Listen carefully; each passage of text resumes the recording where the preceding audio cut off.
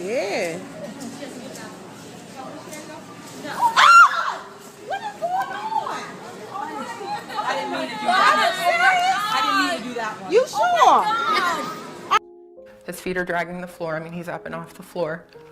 And she picks him up and slams him down in a chair, and then picks him up and slams him down again, and then just holds him into the wall. A worker repeatedly hit a baby boy. First, she hit my son 22 times, and then she slung him on the ground.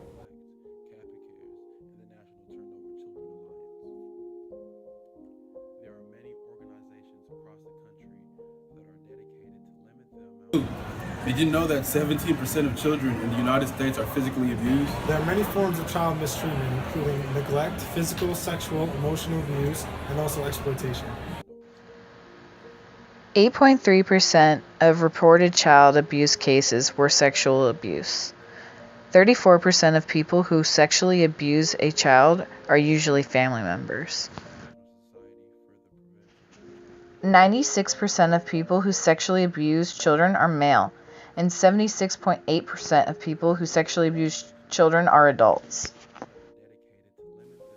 16.6% of children in the United States are physically abused.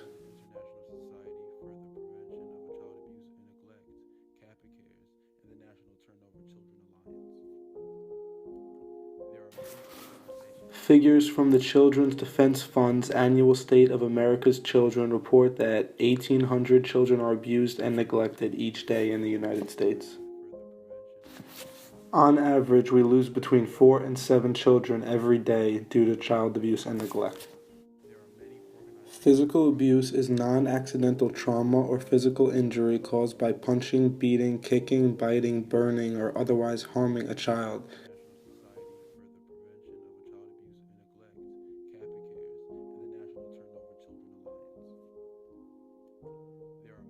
The children have no voice, they can't speak out for themselves, but we as adults. There are many organizations across the country that are dedicated to limit the amount of abuse among children. Some of these are IPSCAN, or the International Society for the Prevention of Child Abuse and Neglect, CAPA Cares, and the National Turnover Children Alliance.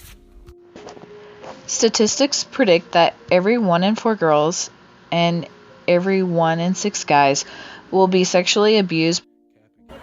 It's up to us to develop a stronger sense of responsibility for reporting against child abuse.